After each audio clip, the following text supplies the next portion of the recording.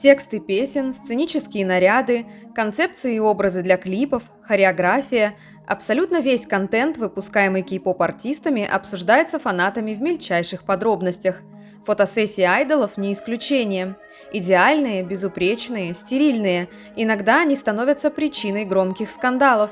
И помимо различных съемок, вызвавших бесконечные обвинения в культурной апроприации, которые мы сегодня тоже немного затронем, встречались действительно спорные и даже тревожные фотосеты. Всем привет, вы на канале Брауни, и в этом видео я расскажу вам о самых скандальных фотосессиях кей-поп айдолов, и поверьте мне, там действительно есть что обсудить. На всякий случай уточню, что зачастую айдолы не имеют права голоса относительно того, где, как и в чем их снимают, так что все озвученные претензии или обвинения будут направлены в основном не в сторону самих артистов, а в сторону их лейблов и тех, кто был ответственен за концепт. Стилистов, фотографов и так далее. Я думаю, что вы со мной согласитесь, если я скажу, что это лето пролетело невероятно быстро. Признайтесь, вас тоже преследует чувство потраченного времени и невыполненных планов. Не стоит расстраиваться, ведь у нас еще осталась пара последних неделек августа, а значит, нужно провести это время как можно интереснее, наполнить его впечатлениями и создать яркие воспоминания. А если вдруг вам не с кем найти подруг и друзей по интересам или даже романтического партнера, вам поможет приложение Ковер. Сейчас расскажу поподробнее. Ковер – это крутое приложение для адекватных знакомств с афишей самых необычных мест и событий, но обо всем по порядку. Знакомиться здесь можно без свайпов, мэтчей и прочих алгоритмов, решающих за вас.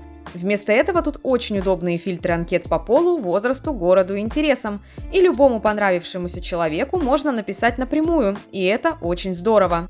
А еще в Ковре можно сразу же выбрать, куда вы отправитесь на вашу первую встречу или свидание. Прямо в приложении вы найдете афишу из множества интересных и необычных мест и событий. Я уже присмотрела, куда стоит сходить, чтобы август прошел не зря.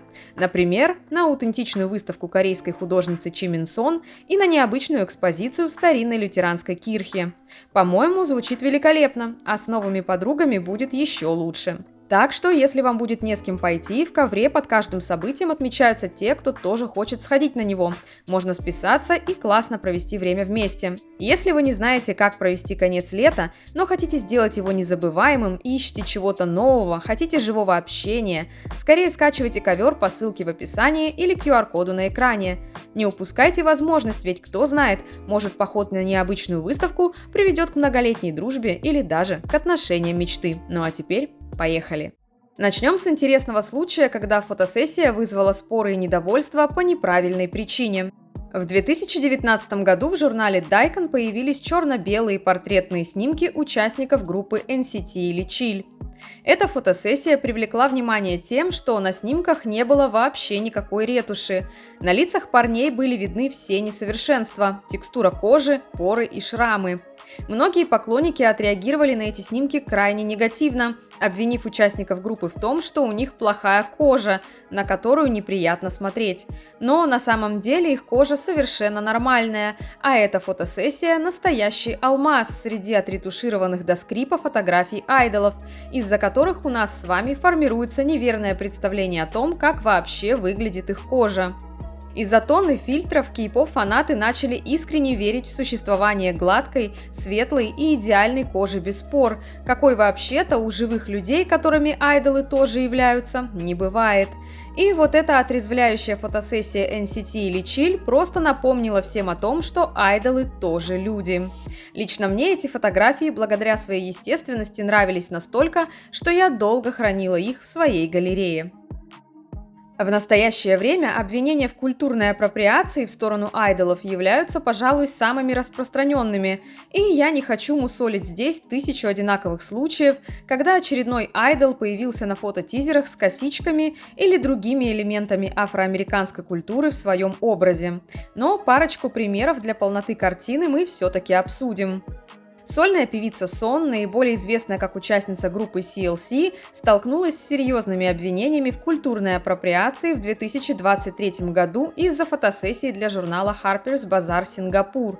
Полемику вызвала прическа певицы, а именно завивка в мелкие локоны, которая напоминала афро-прическу и текстуру волос, свойственную темнокожим людям. В результате скандала Harper's Bazaar удалили фотографии со своего сайта, а самой Сон и ее лейблу Wild пришлось принести извинения, даже несмотря на то, что разработка стиля для фотосессий находилась в компетенции издания. Страшно представить, как бы отреагировали западные поклонники, если бы они увидели нашу Зиверт.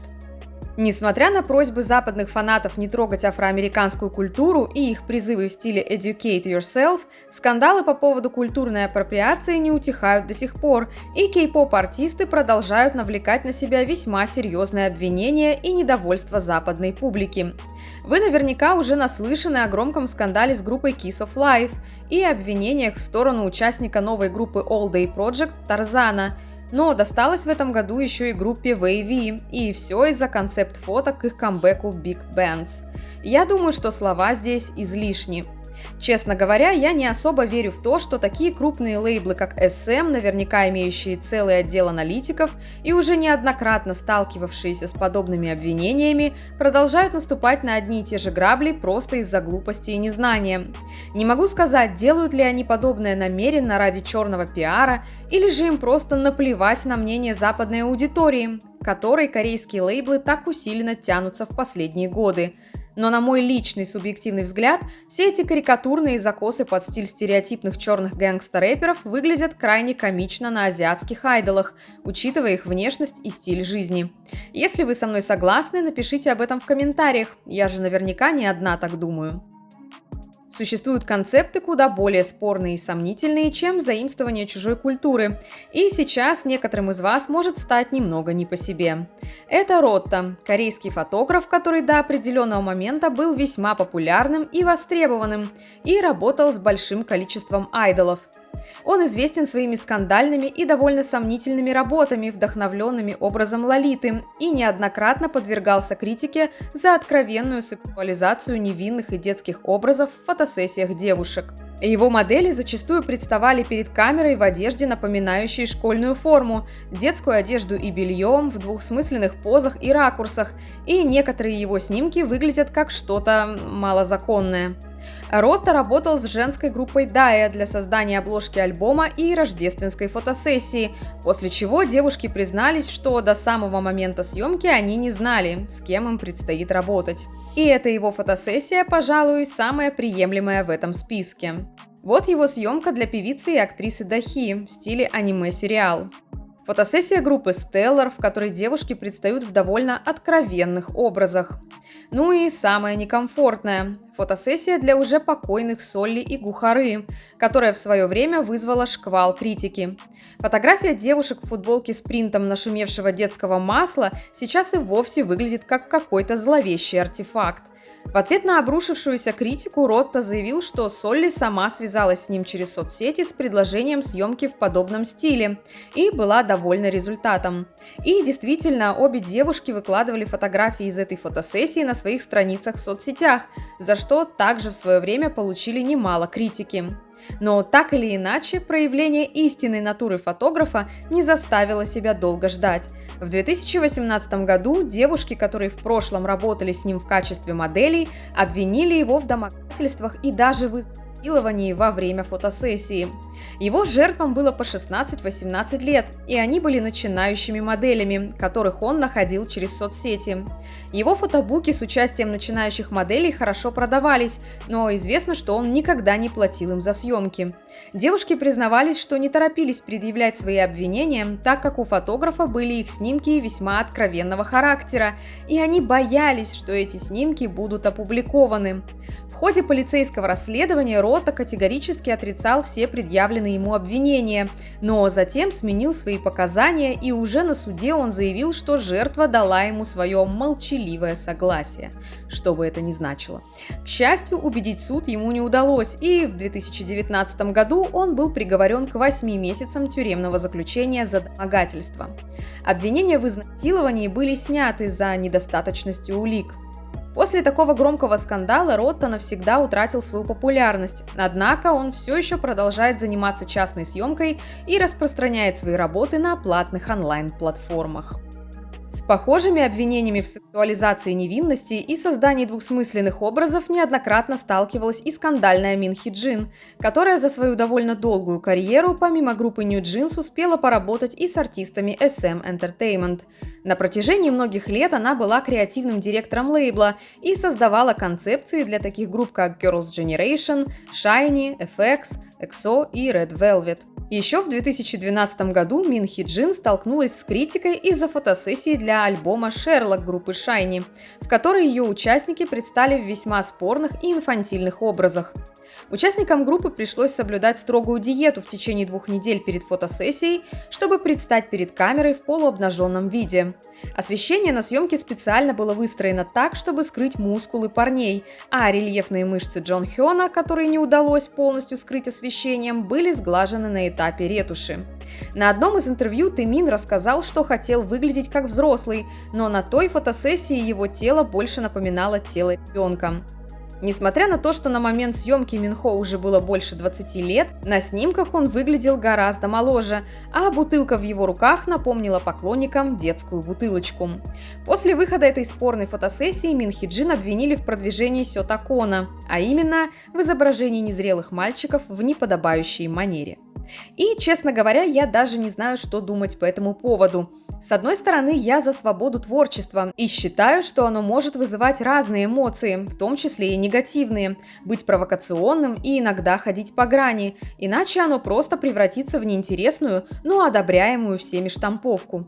С другой, такие фотосессии вряд ли создаются с целью вызвать у зрителя дискомфорт, но я почему-то его ощущаю и даже догадываюсь, почему. Что вы думаете по поводу таких концепций? Делитесь своим мнением в комментариях. Несмотря на повсеместную сексуализацию, обнаженные фотосессии – это большая редкость для кей-поп-айдолов. Но еще в далеком 2001 году SM Entertainment произвели настоящий фурор, выпустив фотокнигу мужской группы Шинхва, в которой ее участники предстали в полностью обнаженном виде. И до сих пор ни одна группа не смогла позволить себе настолько откровенный концепт. Идея выпуска такой фотокниги принадлежала основателю и до недавних пор председателю SM Ли Суману, и стоит признаться, что он не прогадал. Фотобук имел огромный успех, весь его тираж в 15 тысяч копий был моментально распродан, и на данный момент эта фотокнига является редким экземпляром для кей-поп коллекции. Но даже несмотря на то, что этот фотосет имеет концепцию Тарзана и, скажем так, единение с природой, и в нем нет каких-то странных инфантильных элементов, а самый младший участник группы и вовсе не принимал в нем участие, сниматься голышом было комфортно не всем, и участники Шинхва, будучи уже совсем взрослыми мужчинами, до сих пор смотрят на него со смущением. Сами по себе откровенные фотосессии не являются чем-то плохим, особенно если они не имеют какого-то неприемлемого подтекста и если все модели согласны на участие в съемках. И как раз с последним были большие проблемы у участниц группы Stellar, которые не хотели сниматься в промо-фотосессии к своему камбэку с песней «Вибрато» в настолько откровенных образах. Они отказывались танцевать и фотографироваться в откровенных нарядах, но когда агентству все-таки удалось уговорить девушек сделать пробные снимки, они были опубликованы официально, несмотря на то, что участницы группы были против их публикации. Агентство просто пользовалось мягким характером участниц, которые не могли дать отпор, и занималось их эксплуатацией, о чем девушки рассказали уже после расформирования группы. Еще одни грабли, на которые периодически наступают корейские лейблы, это бездумное использование неприемлемой символики при создании контента. В 2021 году компании RBW пришлось приносить извинения за использование неуместных элементов при создании образов для женской группы Purple Kiss. Если быть точнее, девушки были одеты в наряды в стиле милитари, а на одной из участниц, Go-In, была надета стилизованная фуражка и жилет с нашивкой, с символами, использование которых во многих европейских странах преследуется по закону, и я даже не уверена, стоит ли мне показывать в видео первоначальный вариант ее костюма. Естественно, как только фотографии были опубликованы, они вызвали резко негативную реакцию публики. Некоторые поклонники начали защищать стилистов группы, ссылаясь на то, что в странах Азии подобные символы ассоциируются с буддизмом, но давайте будем честны, в сочетании с костюмами в стиле милитари, буддизм – это последняя ассоциация, которая приходит на ум. И учитывая то, что кей-поп уже давно вышел за пределы азиатского рынка, лейблам стоит быть гораздо более внимательными в подобных вопросах, ведь загуглить любой символ или надпись на одежде – это дело буквально пары минут, а подобная ошибка может стоить артистам репутации. После того, как RBW и сама Гоин принесли извинения за этот инцидент, фотографии были отредактированы, но неприятный осадочек остался. Мало кто помнит об этом, но в 2015 году в похожий скандал попала группа BTS, когда Big Hit опубликовали тизеры предстоящей фотокниги группы, и, как оказалось, стильные снимки парней были сделаны в самой неподходящей для этого локации, а именно в мемориале жертвам Холокоста в Берлине. Когда Big Hit столкнулись с негативной реакцией, они удалили фотографии, а весь отснятый материал был удален отовсюду и больше никогда не публиковался. Однако извинений за проведение фотосессий вместе памяти и скорби лейбл так и не принес. Это был не единственный подобный инцидент в истории группы. Например, Чимин однажды был замечен в футболке с изображением ядерного гриба над Хиросимой и лозунгом об освобождении Кореи, после чего японский канал Asahi даже отменил выступление группы. А также в 2015 году RM фотографировался в фуражке с недопустимой символикой. В 2018 году Big Hit принесли извинения за оба инцидента. Конечно, спорных и скандальных по разным причинам фотосессий было гораздо больше, и в этом видео я не смогу охватить все подобные случаи. Поэтому, если вам интересны и другие, возможно, более редкие или более старые инциденты, напишите об этом в комментариях и поддержите это видео лайком. Обязательно заходите в мой телеграм-канал, там мы обсуждаем актуальные новинки, главные новости, дорамы и многое другое. Ну а я прощаюсь с вами до следующего ролика. Пока-пока.